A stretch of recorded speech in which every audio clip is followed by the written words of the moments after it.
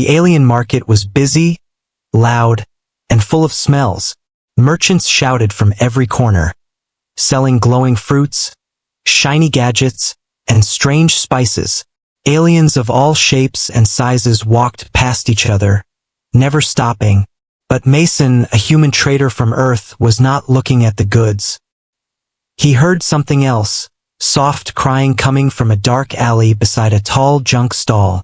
It was quiet, like someone was trying not to be heard. Most people ignored it, some even looked away. But Mason's feet stopped. His head turned, and his heart pulled him closer. He stepped into the alley, careful and slow. The shadows were thick, and the walls were cracked and dirty. Near the end of the alley he saw her, a small alien woman, thin as a stick, was sitting on the ground. Her arms were wrapped around something. A child. The child was shaking, barely moving, with big tired eyes. The woman looked up at Mason with fear, ready to protect her child. Her skin was pale purple, and her eyes glowed faintly blue. She was covered in rags, her body weak, but her grip strong. Mason held his hands up and said gently, "I don't want to hurt you." The woman didn't speak at first, just stared. Then she whispered, "Please, if you have even a scrap, just something small for him."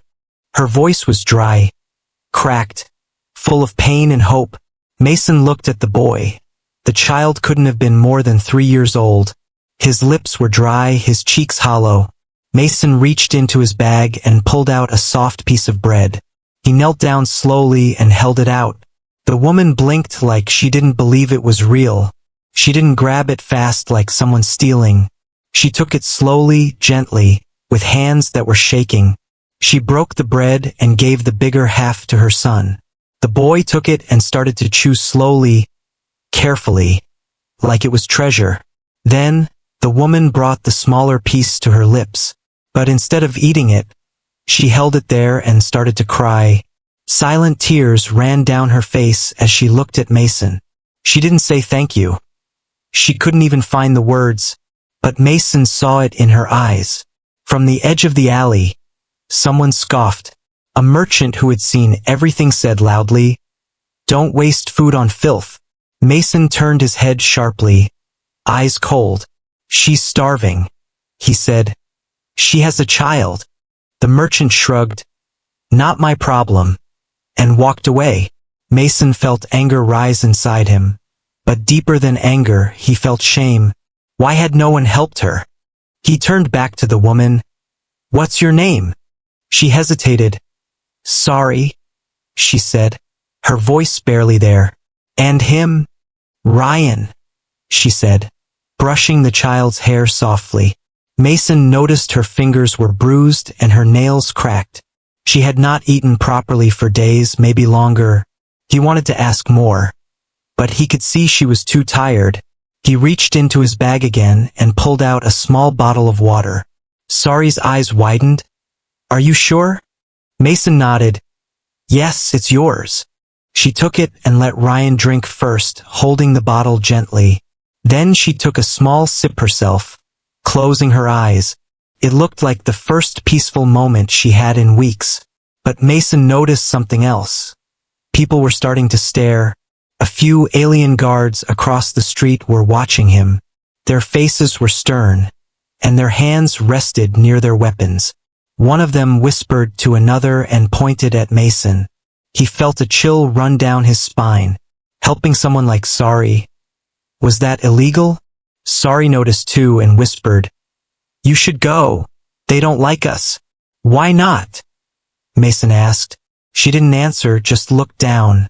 Ryan leaned against her chest, his small eyes slowly closing. He was finally full enough to sleep. Mason stood up and looked back toward the market. Everything felt colder now. The colors less bright, the sounds less joyful. He turned to Sari. "I'll come back tonight, stay here." Her eyes widened. "Why? You've already helped." "Because it's not enough," Mason said and walked away. Behind him, the woman held her child closer and whispered something into his ear. Words Mason couldn't hear, but words filled with hope. For the first time in days, Sari dared to believe she might see tomorrow. Mason couldn't forget the eyes of the alien child. He had seen hunger before, on distant worlds, on damaged colonies, but never like that. That child wasn't just hungry, he was disappearing. Mason walked through the market with slow steps, his mind full. Each smiling vendor now felt like a lie. Each colorful stall looked like a cruel joke. Food was everywhere. Yet Sari and her son had begged for 3 days without a bite. He stopped at a booth where a grumpy alien was slicing meat. Mason leaned in and asked quietly, "Why don't people help them?" The alien merchant laughed bitterly. "You're not from here, are you?" Mason shook his head. "Just passing through." The merchant wiped his hands, leaned closer, and whispered, "Those creatures, her kind, are cursed." Mason raised an eyebrow. "Cursed?" The merchant nodded. 5 years ago, their kind rebelled, caused a big mess, blew up 2 patrol ships. Since then, the city council made laws.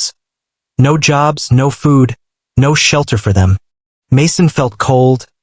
Even the children, especially the children, the merchant said without emotion.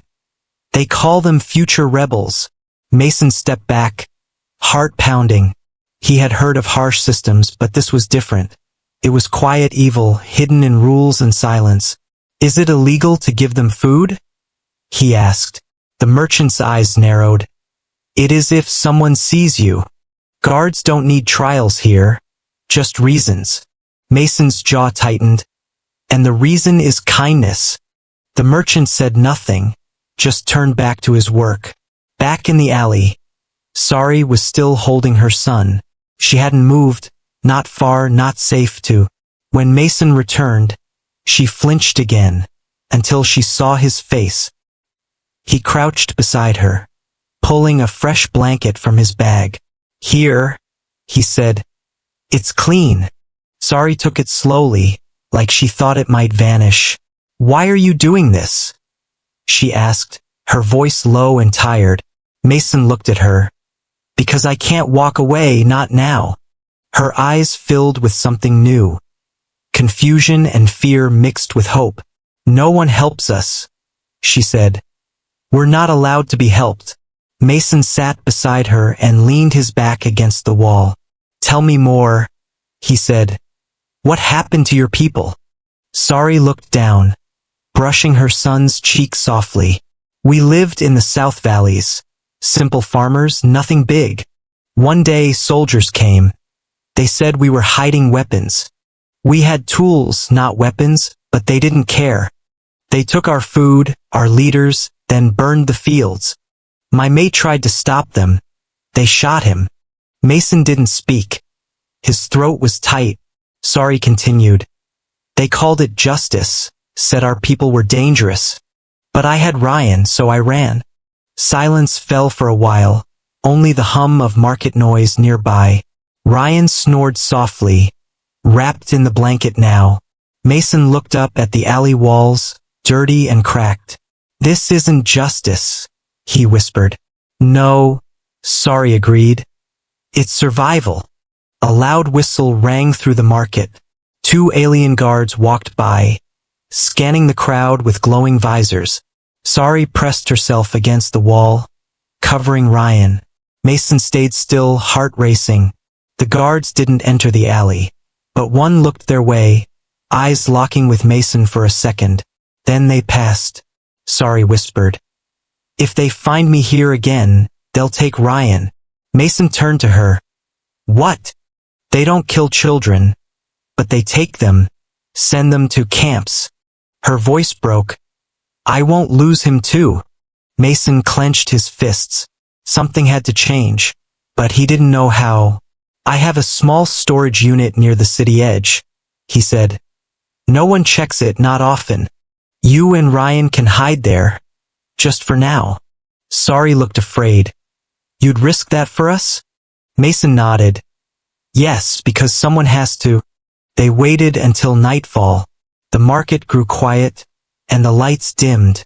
Mason led the way through back alleys, keeping Sari and Ryan close behind. Each step felt heavy, each corner full of danger. They passed drunk vendors, sleeping beggars, and silent patrol bots. Finally, they reached a small metal shed near the outer walls. Mason unlocked it, revealing tools, boxes, and an old sleeping mat.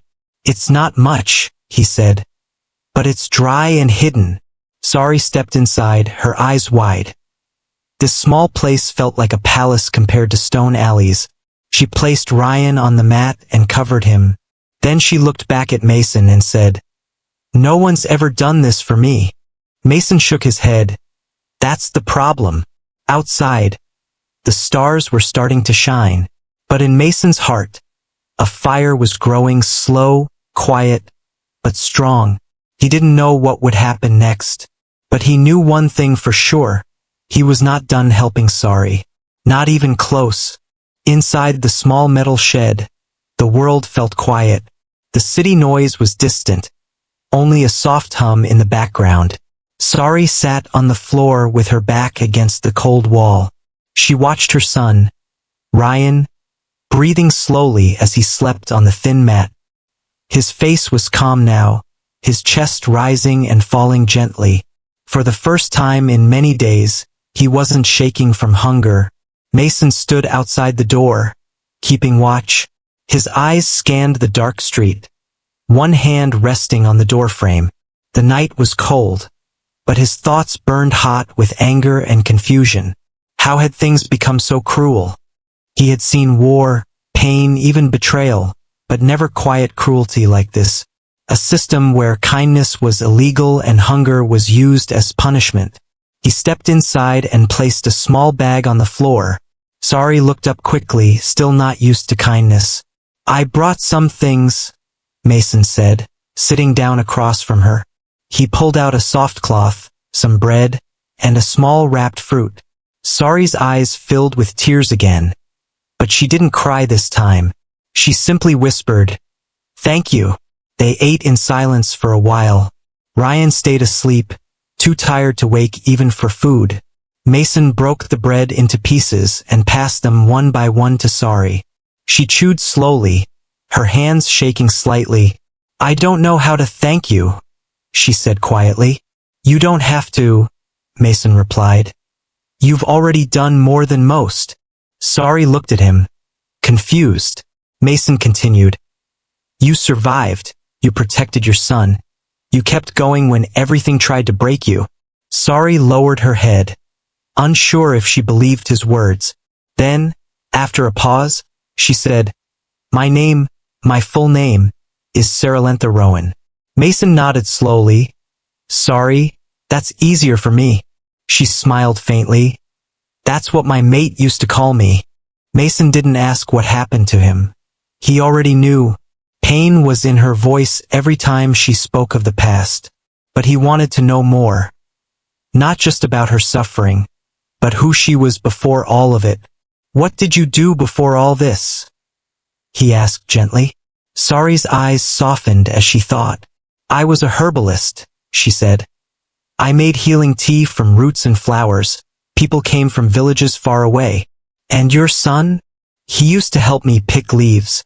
He'd run around the garden and chase butterflies." Her voice trembled as she spoke, but there was light in her words. Mason could almost see it. A peaceful village with flowers, laughter, and warm sun. "Why would they destroy that?" he asked.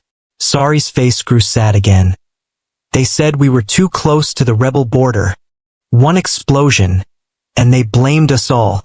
Mason shook his head slowly. He had read about the rebellion in news briefs. It was always described as violent, full of alien threats.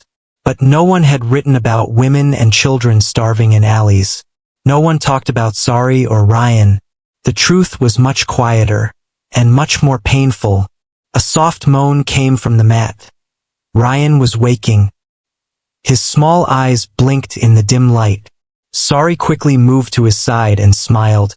"You're safe, little one." Ryan sat up slowly, then looked around the strange room. When he saw Mason, he crawled closer to his mother and hid behind her. "It's okay," Sorry whispered. He helped us. Ryan peeked out, eyes full of wonder. Mason gave a gentle wave and smiled. Hey there, champ. Ryan didn't speak, but he didn't run either.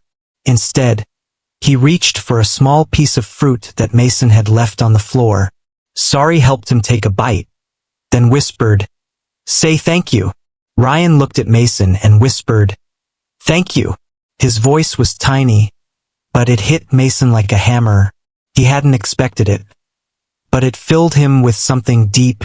He nodded, You're welcome, little guy. Later that night, Mason sat near the doorway while Sorry and Ryan slept. He couldn't leave. Not yet, not while they were in danger. He knew the guards might come again. The merchant had seen his face, and rumors moved fast in places like this.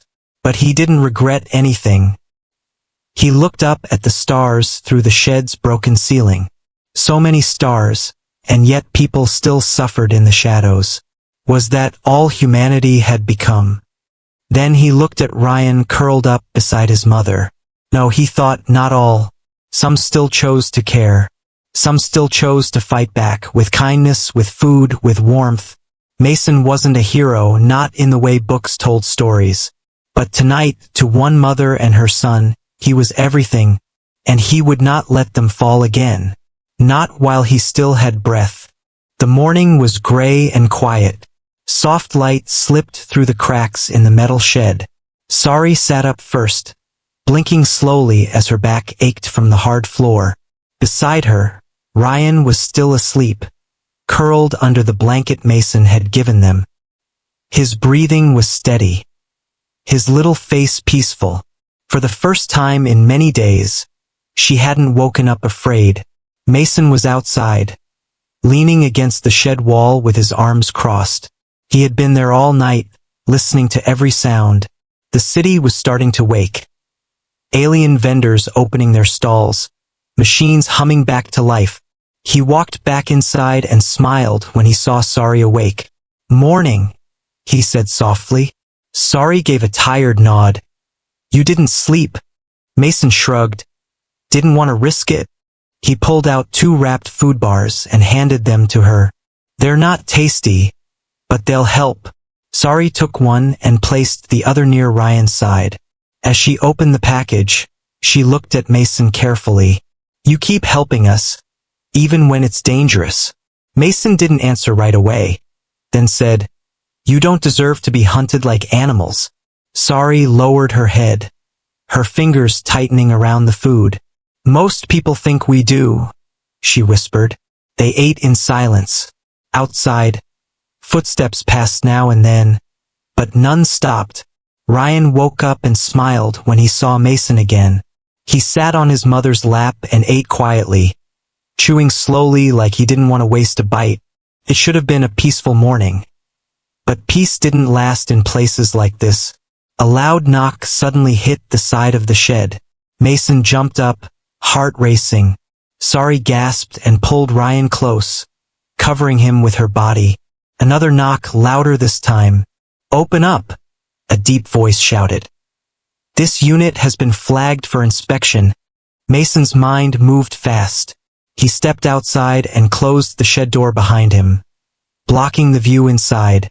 2 alien guards stood there, tall and armored, with scanners on their belts and stun rods in hand. One of them raised a scanner and pointed it at Mason. Name and ID, the guard ordered. Mason smiled politely and pulled out his trader card. Name's Mason Walker. I rent the storage unit for tools and spare parts. The guard scanned the card and narrowed his eyes. We received a report. Suspicious activity. Footprints near restricted areas. Mason laughed lightly. That's probably me. I walk around a lot. The second guard stepped closer, sniffing the air. You've been here all night, just guarding my stuff, Mason said calmly. Some thief tried to break in last month.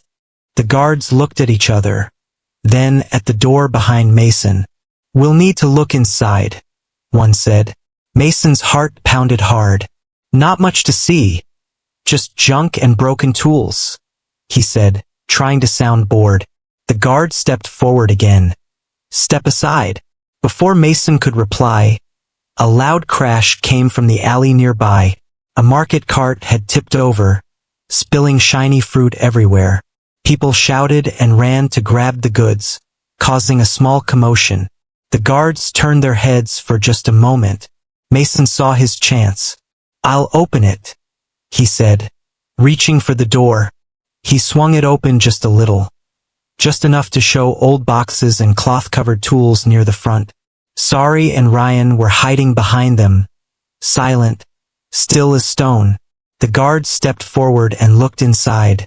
One of them sniffed again. "Smells like rot." Mason shrugged. "Told you, old junk." After a long pause, the first guard said, "Clean it out soon, or we'll shut it down." Then they walked away, footsteps heavy and slow. Mason closed the door carefully and let out a deep breath. His hands were shaking, his heart still thudding in his chest. He turned to Sari, who was holding Ryan tightly behind the boxes. Her eyes were wide with fear, her body trembling. "They're gone," Mason whispered. "It's okay." Sari stepped out slowly, her knees weak. "I thought they saw us," she said, voice breaking. Mason nodded. "So did I." She sat down and held her son close, tears falling from her eyes. "I can't do this again, Mason," she whispered. "I can't keep running." Mason crouched beside her and placed a hand on her shoulder. "Then we don't run," he said. "We find a place they can't touch." Sari looked up at him. "Does that place even exist?" "Yes," Mason said firmly. "I think I know where to take you." Outside, the sun was rising, but the light felt colder now. Mason knew their time was short. The guards would come back next time with orders. He had to act fast. But as he looked at Sari and the way she held Ryan, he knew he would not leave them behind. Not now, not ever. Whatever it took, he would get them to safety. The next night came fast. Mason packed supplies into a small hovercart. Just the basics: food, water, 2 warm blankets, and tools. He checked the charge level of the cart twice, then 3 times. They couldn't afford to break down. Not tonight, not with guards watching. Inside the shed, Sari helped Ryan into a thick cloak that Mason had brought earlier. She tied it tightly around him, brushing his hair softly. He looked up at her with tired but trusting eyes. "Are we moving again?" he asked in a soft voice. Sari nodded. "Yes, but this time we're going somewhere better." Mason opened the door just wide enough for them to slip out. The night was cloudy, hiding the moonlight. That was good, it made it easier to hide. Mason led the way through narrow alleys, pushing the hovercart slowly so it wouldn't make noise. Sari followed close behind, holding Ryan in her arms as he tried to stay awake. The streets were quieter than usual, but that made every sound feel louder, every shadow feel deeper. Mason's ears stayed alert for patrol drones, small, floating machines with red scanning lights. If one caught them, it would alert the guards in seconds. They passed an old junkyard where the fence was bent just enough to slip through. On the other side was the abandoned highway, half buried in sand and weeds. Few used it anymore, which made it perfect for their escape. "Where are we going?" Sari asked as they crossed the open space carefully. "To a farming outpost," Mason replied, keeping his eyes on the road ahead. "It's far from the city. No patrols, no laws like here. I worked there a few years ago. They grow food, fix machines, and mind their own business." "Think they'll accept us?" Sari whispered. Mason nodded. "I already contacted someone. A mechanic I know." She said yes. The road stretched into the dark like a silent ribbon. The hover cart hummed quietly as they moved through the ruins of the old world. Tall metal bones of broken towers stood around them, forgotten by time. Ryan peeked over his mother's shoulder and whispered, "It's scary." Sari kissed his forehead gently. "It's just the old world. Love, it can't hurt us." Halfway down the road, A low beep echoed in the air. Mason's eyes snapped upward. Red lights blinking in the sky. A patrol drone scanning wide and slow. "We have to hide," Mason whispered sharply. They pulled off the road quickly and ducked under the thick roots of a collapsed tree structure. Mason covered the hovercart with a brown cloth and powered it down. The drone came closer, its light sweeping the ground in circles. Sari held Ryan close, his face hidden in her chest. Mason crouched nearby, eyes locked on the sky. If the drone stopped, if it scanned too deep, everything would be over. The drone hovered, paused, then moved on. Its light faded into the clouds as it continued its route. Mason waited a few more minutes before standing. He turned to Sari and gave a small nod. "We're good," he said. "Let's keep moving." They reached the outer hills by dawn. Green fields stretched ahead, dotted with tall wind towers and farming domes. A thin fog covered the ground, glowing softly in the morning light. Sari gasped at the sight. It was beautiful, quiet, and full of life. "This is it," Mason said, pointing to a small path. "Juna's place is just beyond that ridge." When they arrived, a tall alien woman with metal gloves and oil-stained clothes stepped out of a dome. She looked at Sari and Ryan, then at Mason. "You really brought them," she said, surprised. "I don't leave promises half-finished," Mason replied. Juna nodded. "Come in quickly, before the workers wake up." Inside the dome was warm, with soft lighting and fresh air. Tools hung neatly on the walls, and the smell of food drifted in from a side room. Sari's legs gave out the moment she stepped inside. She dropped to her knees, holding Ryan close, tears falling silently from her eyes. Juna handed her a towel and said softly, "You're safe here. No patrols. No rules like the city." Mason placed a hand on Sari's shoulder. "We made it." She looked up at him and whispered, "You saved us." "No," Mason said, shaking his head. "You saved him, I just helped." Ryan sat on a soft mat, looking around the room in awe. Juna brought him a bowl of warm stew, and he took it with wide eyes. He ate slowly, savoring every bite, as if afraid it might disappear. Sari watched him and smiled, her hands trembling. For the first time in weeks, her son was safe, fed, and warm. Juna looked at Mason. "You're staying?" He nodded. "For a while. Someone might come looking." Juna smiled. "Well then, welcome back to the farm." Outside, the sky turned golden. Inside, a mother and child found peace, and a human stood guard, not with weapons but with loyalty, because even in a broken galaxy, there were still places where kindness could take root and grow into something stronger than fear. The sun rose slowly over the green fields of the outpost. A soft breeze moved through the crops, bending the tall stalks in waves. Bird-like creatures sang from the trees, and workers began their day with quiet smiles. But inside Juna's dome, time had slowed for one small family.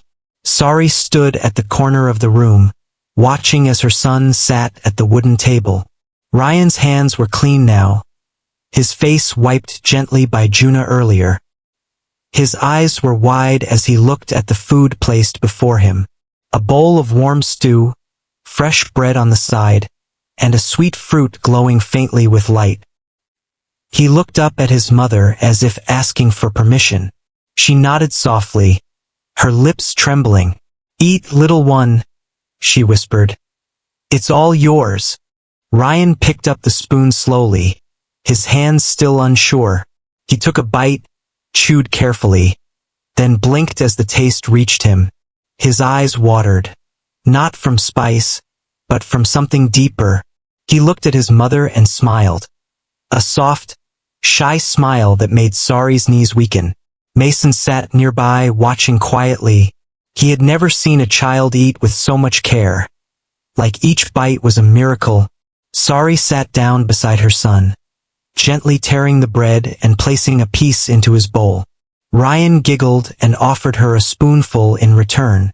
She accepted it with a smile, her first real one in weeks. Juna watched from the kitchen and wiped her hands on a cloth. "I've seen hungry folk before," she said to Mason. "But this hits different."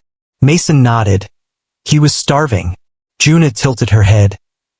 Not just for food, he was starving for peace. Later that morning, Sari helped wash dishes with Juna. They spoke softly, exchanging stories. Sari told her about the garden she once had, the colors of her home, the smell of her herbs. Juna listened closely, her hands moving through the water. "You had a life," she said. "A real one." Sari nodded. "Yes, before it was taken." Juna handed her a dry cloth. "Here, we build new ones." Outside, Mason was showing Ryan how to plant seeds. The soil was soft, warm from the sun. Ryan giggled as he pressed a tiny seed into the dirt. "What will grow here?" he asked. "Something green," Mason said with a grin. "Something alive, just like you." The boy looked up, his eyes shining. "Can I grow strong like plants too?" Mason chuckled. "Stronger." He helped Ryan pat the soil, then poured a little water from a can. The ground drank it up slowly, as if accepting the gift. Juna came out and called, "Lunchtime." Ryan ran to her with bright energy, pulling Mason by the hand. At the table, more workers had joined, humans, aliens, all types. They greeted Sari kindly, offering bread and stories. No one stared at her scars. No one judged her species. One older worker, a gruff alien with a crooked smile, asked, "Your boy, what's his name?" "Ryan," Sari said softly. "Strong name." The worker nodded. "He's got good eyes, like a fighter." Ryan smiled at the compliment, his cheeks full of food. Everyone laughed gently, and Sari laughed too. It was quiet, but it was real, the kind of sound that had been locked away for too long. After the meal, Ryan curled up near a warm corner with a soft pillow. He yawned, rubbing his eyes. Mason sat next to him and told a small story about earth trees that grew giant apples. The boy listened with wonder until his eyes closed slowly. He fell asleep with a smile still on his lips. Sari walked over and knelt beside Mason. "He hasn't slept like that since his father died," she said quietly. Mason looked at her. "He's safe now." Sari nodded, then placed a gentle hand on Mason's arm. "I don't know how to repay you." "You don't have to," Mason said. "You've given me something too." Sari raised an eyebrow. "What?" "Purpose," Mason said simply, "and something worth protecting." In the evening, Juna gathered everyone for a small meeting. She stood in the center of the courtyard with a lantern in her hand. "Today," she said, "we welcome two souls who escaped a cruel world. But they are more than survivors. They are a mother and a child, and they are part of us now." The workers clapped quietly, nodding in agreement. Sari stood beside Ryan, who held Mason's hand tightly. Juna looked at the boy and smiled. "Today, this child ate his first real meal," she said. "Let it not be his last." As stars filled the sky above, Sari whispered to her son, "You're home now." And Mason, standing beside them, knew the fight wasn't over. But for the first time, they had a place to fight from. Not the shadows, but the light. Days turned into weeks. The outpost became a new world for Sari and Ryan. No more cold alleys, no more hiding in shadows. Each day, Ryan grew stronger, his cheeks rounder, his laugh louder. He helped the workers in the field, chased the wind through rows of crops, and every night he fell asleep under a roof, warm, safe, fed. Sari worked beside Juna in the greenhouse. She taught others how to mix herbs, how to grow the right leaves for healing. Her hands no longer shook when she touched soil. Her voice no longer cracked when she spoke. She had become more than a refugee. She had become needed, respected, trusted. Mason stayed close. He fixed tools, delivered supplies, watched over the farm like a quiet shield. But his eyes often turned back toward the city in the distance. He hadn't forgotten what they had escaped. He knew others were still trapped there. Still starving. Still silent. Still afraid. One day, while sorting old gear, Mason found his communicator. He stared at it for a long time, then turned it on. A soft beep, a low signal. He recorded a message, short and clear. If you are human, and you still have a heart, there's something you need to see. He attached a picture of Ryan smiling, eating a fresh meal with his hands messy and happy. Then another photo, Sari teaching a young worker how to grind herbs. He sent it to his old trading contacts, some news agents, and a few good people he still trusted. The message spread slowly, quiet at first, then louder. It reached a small human colony who had heard the rumors but never believed them. It reached a medic who once helped alien children in secret. It reached a trader who had seen too many turn away and wanted to turn back. And then it reached the city. The guards heard whispers of kindness, of humans helping outcasts. They sent scouts to search the outskirts. But no one talked, no one betrayed the farm. Even merchants in the market began to change. It started with small things. Someone accidentally dropping bread near an alley.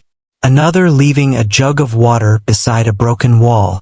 Guards tried to stop it, but the people had seen too much now. They had seen Sari's eyes through Mason's message. Eyes that told the truth. A mother's pain. A child's hunger. And a fire lit by mercy. At the outpost, new refugees began to arrive. A tired father carrying twin daughters. A silent woman holding a baby wrapped in old cloth. Sari helped them all. Gave them tea, gave them food, gave them hope. Ryan played with the new children, sharing toys and laughter. The farm expanded. New hands planting seeds. New hearts finding strength. Mason stood one evening near the edge of the fields. He watched the sun fall behind the hills. Sari came to stand beside him, holding 2 cups of tea. He took one with a smile. "You're becoming the heart of this place." Sari looked at the farm and said, "This place gave me back my soul." Ryan ran up to them, breathless and grinning. "Uncle Mason, I helped plant 12 seeds today." "Just 12. Mason teased, "You're slowing down." They all laughed, and Sari ruffled Ryan's hair. "You'll plant a forest one day," she whispered. "And I'll name it after Mama," Ryan said proudly. Later that night, under a star-filled sky, the workers gathered. They lit lanterns, one for each person who had found a home here. Mason lit one for Sari. Sari lit one for her mate, gone but never forgotten. Ryan lit one for the alley where his story began. Juna stepped forward and raised her lantern. "We are no longer silent," she said. "No longer shadows. We are light, and we will grow." Everyone raised their lanterns, and their lights danced like stars, floating above the fields, over the trees, into the sky. And far away, in a city still ruled by fear, a young merchant watched the sky and whispered, "They're still out there." Then, quietly, he placed a bag of fruit near a broken wall. Kindness had sparked a fire that could not be stopped. Not by laws, not by fear, because one human knelt in an alley and chose to see a mother, not a threat, a child, not an enemy, a soul, not a shadow, and that choice changed everything.